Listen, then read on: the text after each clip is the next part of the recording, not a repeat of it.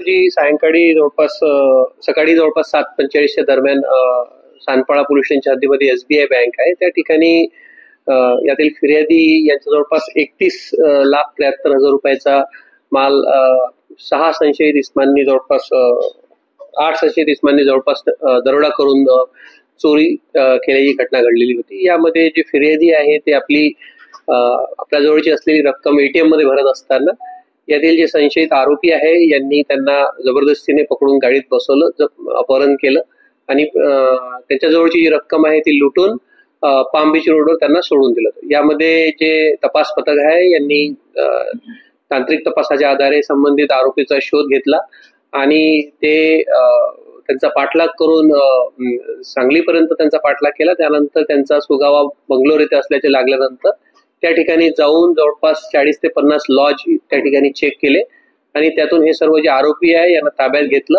आणि त्याच्यासोबत जवळचा जो माल आहे मुद्देमाल हा जप्त केलेला आहे. लेटेस्ट अपडेट्स और ताजा तरीन खबरों के लिए टीवी1 इंडिया लाइव को सब्सक्राइब कीजिए और नोटिफिकेशन पाने के लिए बेल आइकॉन को दबाना मत भूलिए।